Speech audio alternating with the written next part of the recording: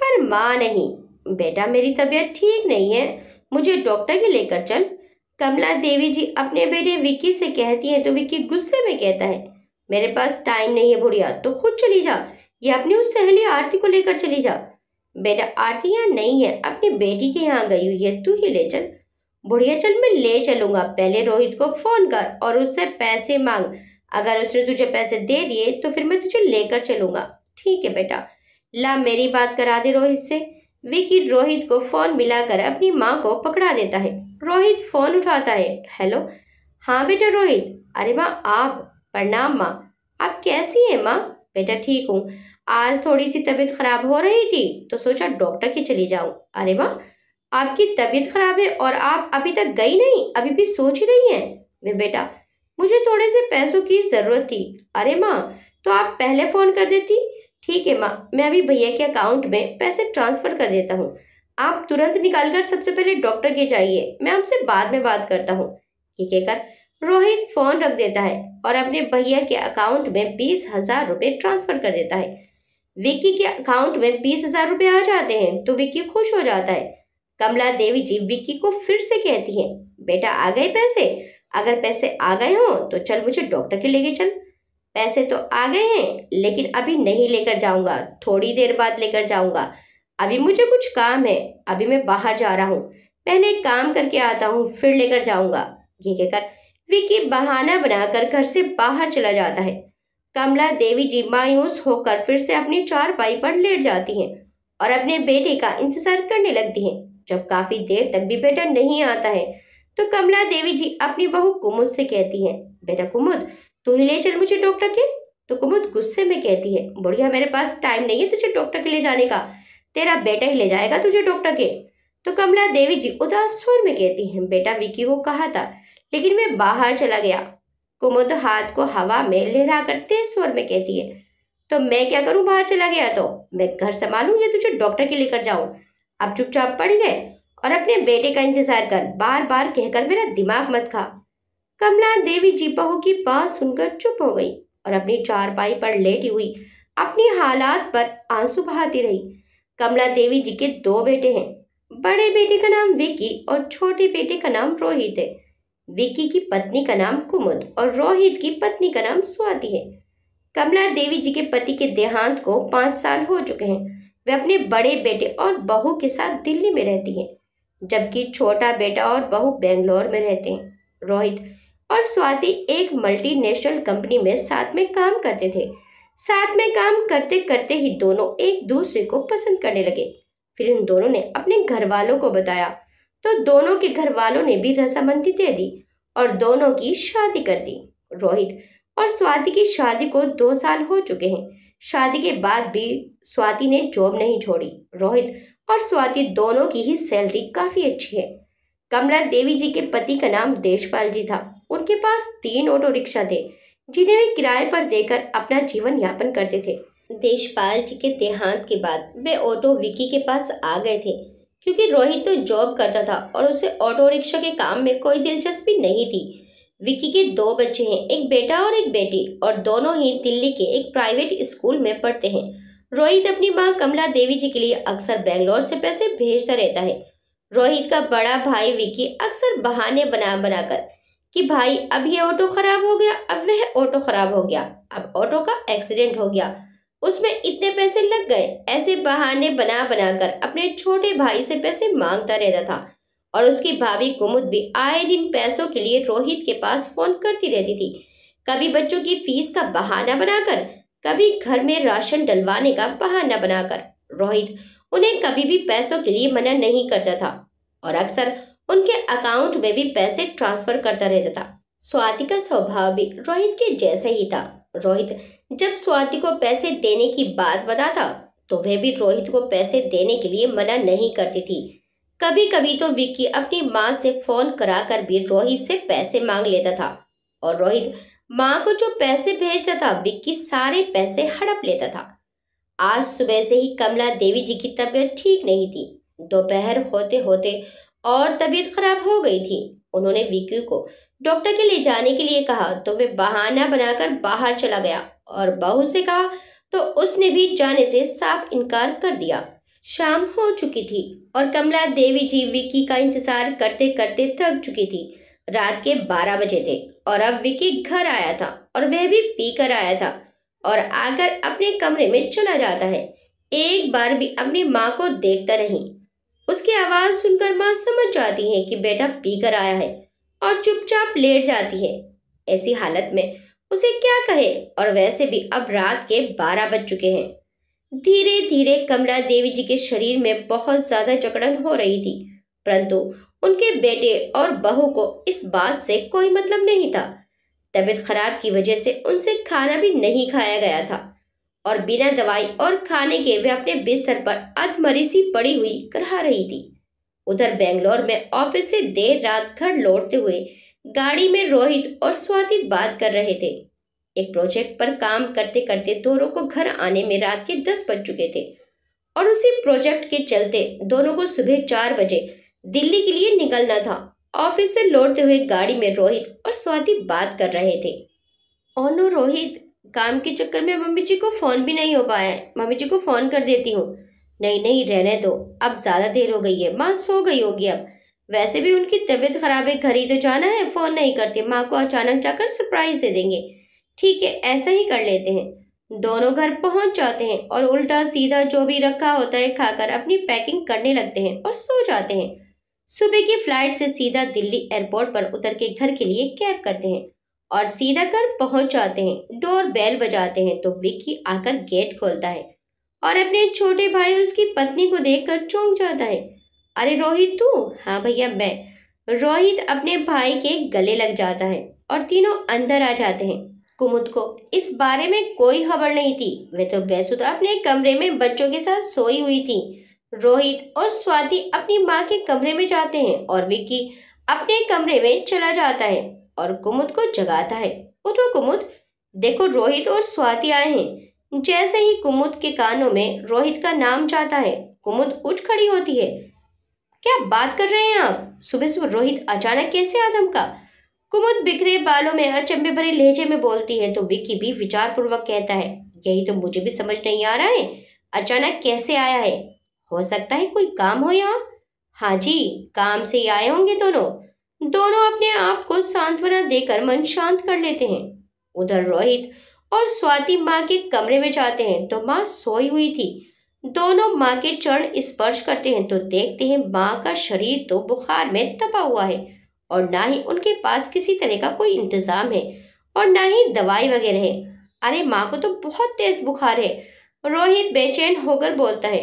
रोहित, यहाँ तो माँ के लिए किसी तरह का कोई इंतजाम नहीं है। स्वाति भी इधर उधर नजरें मार कर कहती है, भैया भैया। रोहित विक्की को तेज आवाज लगाता है तो माँ की आंख भी खुल जाती है। अरे मेरे बच्चे रोहित, कब आया तू?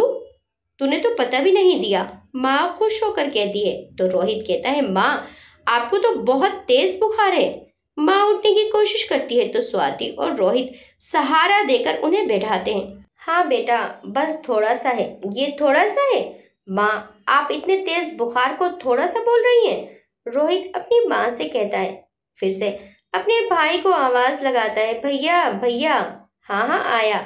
विक्की और कुमुद भी माँ के कमरे में आ जाते हैं। भैया, माँ को इतना तेज बुखार है और आप लोगों को जरा भी परवाह नहीं है, और माँ के पास कोई दवाई भी नहीं है, ना ही कोई इंतजाम है। रोहित गुस्से में पूछता है तो विक्की कहता है, हाँ मैंने कुमुद को बोला था दवाई वगैरह माँ के पास ही रख दिया कर। इसने सुनकर अनसुनी कर दी। तभी माँ करहाने लगती है। रोहित और स्वाति माँ को सबसे पहले डॉक्टर के पास लेकर जाते हैं। माँ के चेकअप होने से पता चलता है कि उनके शरीर में अनेक बीमारियों ने जन्म ले रखा है और उन्हें कल से बुखार है। यह सुनते ही रोहित और स्वाति सन्न रह जाते हैं। वह माँ की सारी दवाइयाँ ले लेते हैं और माँ को घर ले आते हैं। उन्हें कमरे में लेटाकर सबसे पहले थोड़ा सा खाने को देते हैं, फिर दवाई देते हैं। उन्हें दवाई के नशे से नींद आ जाती है। फिर रोहित और स्वाति विक्की के कमरे में जाते हैं। विक्की बच्चों को ट्यूशन छोड़ने गया हुआ था और कुमुद आराम फरमा रही थी। भाभी, भैया कहाँ हैं? रोहित कमरे में जाते ही गुस्से में बोलता है तो कुमुद घबराकर खड़ी हो जाती है। वो हकलाती हुई बोलती है, बच्चों की छुट्टियां थी तो उन्हें ट्यूशन छोड़ने गए हैं। तभी विक्की भी आ जाता है और कहता है, क्या बात है रोहित, तू बड़ा गुस्से में लग रहा है। माँ को कल से बुखार है, क्या आप दोनों माँ को डॉक्टर के पास लेकर गए थे? रोहित गुस्से में पूछता है तो विक्की और कुमुद एक दूसरे को देखने लगते हैं।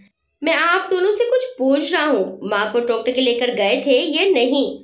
अरे वो मैंने इसे कुमुद को कहा था कि मुझे टाइम नहीं है, तुम माँ को डॉक्टर के ले जा। अरे आपको तो टाइम ही नहीं होता है, क्या आप पहाड़ ढो रहे थे जो माँ को डॉक्टर के भी नहीं लेकर गए? मैं तो दिन भर इतना काम कर करके थक जाती हूँ। दोनों आपस में बहस करने लगे तो रोहित विक्की को जोरदार तमाचा जड़ देता है और स्वाति कुमुद को तमाचा जड़ देती है। फिर एक एक और तमाचा दोनों को जड़ देते हैं। तमाचे इतनी जोरदार थे कि तमाचे की आवाज कमरे में गूंज गई। हाय मम्मी, कुमुद के मुंह से निकलता है और वह अपने गाल को सहलाते हुए एक कोने में जा खड़ी होती है। विकी भी गाल पकड़े वहीं जाम हो जाता है। वे दोनों मुकाबला कर सकते थे किंतु नहीं कर सके क्योंकि रोहित और स्वाति के बदौलत ही उनका पालन पोषण हो रहा था। इसलिए चुपचाप पत्थर की मूर्ति बने खड़े हो गए। शर्म आनी चाहिए तुम लोगों को। अरे ऐसा व्यवहार तो दुश्मन भी अपने दुश्मन के साथ ना करे जो तुम लोग अपनी माँ के साथ कर रहे हो। रोहित गुस्से में बोलता है। अपनी देवी समान सास की सेवा करने के बजाय उन्हें जीते जी मार रही हैं आप। स्वाति भी गुस्से में अपनी जिठानी को बोलती है। हम जो इतनी रकम तुम्हें भेजते हैं वो सब कहाँ जाती है? कल भी मैंने माँ के लिए पैसे भेजे थे, कहाँ हैं वे पैसे? जो भी मैं पैसे भेजता हूँ उनमें से 2 पैसे भी माँ के लिए तुम लोगों के पास नहीं है। तुम लोग माँ और बच्चों का बहाना बनाकर हमें लूटते रहे हो। माँ के लिए ही तो हम इतनी रकम भेजते हैं, वो सब हजम कर जाते हो तुम लोग। रोहित और स्वाति विकी और कुमुद को खूब खरी खोटी सुनाते हैं। दोनों मुंह लटकाए सुनते रहते हैं। फिर रोहित और स्वाति नीचे माँ के कमरे में चले जाते हैं। रोहित स्वाति को कहता है, स्वाति तुम माँ के पास इनकी सेवा करो, जो भी मांगे तुरंत दे देना। प्रोजेक्ट का काम मैं कराता हूँ। अगर आज ही काम हो गया तो हम कल निकल जाएंगे, नहीं तो परसों चले जाएंगे। माँ की तबीयत संभलते ही माँ का सामान भी पैक कर लेना। ठीक है रोहित, तुम जाओ, मैं माँ के पास ही हूँ। स्वाति रोहित को कहती है तो रोहित घर के बाहर निकल पड़ता है। रोहित को प्रोजेक्ट का काम करते करते 3 बज जाते हैं। स्वाति माँ के लिए खिचड़ी बनाती है क्योंकि डॉक्टर ने बोला था। बनाकर अपने हाथों से उन्हें खिलाती है, फल खिलाती है, दवाई खिलाती है, उनकी खूब अच्छी देखभाल करती है। माँ भी अपनी बहू के साथ बहुत खुश होती हैं और एक दिन में ही काफी हद तक अच्छी हो जाती हैं। विकी और कुमुद स्वाति को देख देख कर चलते भूनते रहे। स्वाति ने कुमुद से अपने लिए आलू भरता, पूरी, रायता, खीर और माँ जी के कमरे में मंगाकर मजे मजे से खाया। माँ जी से पूछा, माँ जी आपका मन है कुछ खाने का? तो माँ ने मना कर दिया। रोहित को काम करते करते अब शाम हो गई थी। स्वाति ने अपने ऑफिस के किस्से सुना सुना कर समा बांधा हुआ था। माँ जी को किस्से सुना सुना कर खूब हंसा रही थी और कुमुद को डिनर का ऑर्डर दे दिया था। कुमुद नाक मुंह बनाए हुए पैर पटकते हुए काम करती रही और विकी को अपने साथ काम में लगा लिया। बच्चे भी स्वाति के पास आकर उसके साथ हंसी खेल करने लगे। माँ जी का पूरा मन लगा हुआ था जिसके कारण वे रात तक बहुत अच्छी हो गई थी।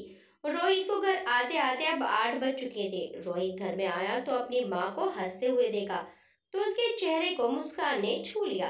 अपनी माँ के पास आया और तबीयत पूछी तो माँ बोली, देख मैं तो भली चंगी हो गई हूँ तेरे और स्वाति के आने से। मेरी बच्ची ने मेरा बहुत ख्याल रखा, पूरा दिन एक पैर पे खड़ी रही और ऊपर से अपने ऑफिस के किस्से सुना सुना कर मेरा खूब मनोरंजन किया। बहुत अच्छी है मेरी बहू, मेरी चंदा। माँ ने उसे गले लगाते हुए कहा। आप भी तो वर्ल्ड की बेस्ट मॉम एंड सासू मॉम है। हाँ रोहित, क्या रहा, काम हुआ या अभी रह गया है? स्वाति ने रोहित की ओर देखते हुए पूछा तो रोहित ने कहा, काम तो पूरा हो गया है, लेकिन यार स्वाति मैं बहुत थक गया हूँ। इस प्रोजेक्ट के चक्कर में मुझे न जाने कितने धक्के खाने पड़ गए हैं। मैं सोच रहा हूँ कल यहीं घर में आराम करते हैं, परसों आराम से निकलते हैं। हाँ ठीक है रोहित, कल यहीं मजे करते हैं, फिर तो न जाने कब आना होगा। हाँ मेरे बच्चों खूब मजे करो। माँ ने भी हंसते हुए कहा। भाभी जरा खाना तैयार हो तो माँ के कमरे में ही ले आओ, हम यही खाएंगे। स्वाति ने आवाज लगाते हुए कुमुद को कहा। आवाज सुनते ही कुमुद तिलमिला उठी, परंतु कुछ बोल नहीं सकती थी, ये सोचकर कि नहीं तो ये लोग हमें पैसे नहीं देंगे। भैया जरा कोल्ड ड्रिंक ले आना। रोहित ने भी विकी को आवाज लगाकर कहा तो विकी ने बोला कि कोल्ड ड्रिंक तो खत्म हो गई। तो जाओ जल्दी लेकर आओ, फिर देर किस बात की है। रोहित ने विकी को मार्केट भेज दिया। कुमुद ने माँ के कमरे में खाना लगाया और विकी भी कोल्ड ड्रिंक ले आया। स्वाति, रोहित और बच्चों ने मिलकर अच्छे से खाना खाया। माँ के लिए स्वाति ने खुद दाल रोटी बनाई थी। माँ ने दाल रोटी खाई। फिर कुछ समय पश्चात रोहित ने कुमुद को चाय के लिए बोला तो कुमुद सबके लिए चाय बनाकर लाई और मुंह बनाकर अपने कमरे में जा लेटी। और विकी भी अपने कमरे में लेट गया। बच्चे भी आकर सो गए। फिर स्वाति, रोहित और माँ भी बातें करते करते सो गए। अगले दिन घर में रहकर रोहित और स्वाति ने कुमुद और विक्की से खूब काम कराए। वह भी पैर पटकते हुए इसलिए करते रहे ताकि ये हमारी रकम भेजते रहे, किंतु उन्हें अभी तक ये मालूम नहीं था कि वे माँ जी को अपने साथ लेकर जा रहे हैं। जब रोहित और स्वाति के जाने का वक्त आया और वे माँ को अपने साथ लेकर जाने लगे तो विकी और कुमुद को दिल का दौरा पड़ने को हो गया। वे घबरा गए। उन्होंने माँ को ना ले जाने के लिए बोला, क्योंकि माँ का नाम लेकर ही वे रोहित और स्वाति से आज तक रुपये हड़पते आए हैं। माँ जी तो उनके लिए एटीएम कार्ड समान थी, इसलिए वे खूब आग्रह करने लगे कि माँ को लेकर मत जाओ, किंतु उनकी कौन सुनने वाला था। वे दोनों अपनी माँ को अपने साथ बेंगलोर ले गए। बेंगलोर ले जाकर उन्होंने माँ के लिए एक फुल अटेंडेंट रख ली। विकी और कुमुद अपने किए पर पछताने लगे कि अगर हम माँ की थोड़ी सी भी देखभाल कर लेते तो आज ही दिन देखना ना पड़ता। विकी को मजबूरन एक ऑटो खुद चलाना पड़ा, क्योंकि वे अपने भाई से पैसे मांग मांग कर ऐश करता था और ऑटो को किराए पर देने के अलावा और कोई काम नहीं करता था। वे इतना शिक्षित भी नहीं था कि जो उसे अच्छी नौकरी मिल सके। पैसों की कमी के कारण अब विकी और कुमुद में बहुत झगड़ा होने लगा था। दोनों एक दूसरे पर इल्जाम ठोकते रहते थे। उधर बेंगलोर में माँ अपने छोटे बेटे और बहू के साथ बहुत खुश है और भगवान का लाख लाख शुक्र अदा करती रहती है। अपने बड़े बुजुर्गों को हमेशा बहुत प्यार दीजिए। जितना प्यार हम अपने बड़े बुजुर्गों को देंगे उससे लौटकर दुगना ही आएगा। पता नहीं कितना साथ है आपका आपके बुजुर्गों के साथ। जितना भी समय वे आपके साथ हैं उनके साथ प्यार से रहिए। जब हमारे बुजुर्ग हमारा साथ छोड़कर चले जाते हैं तो उनकी बहुत याद आती है।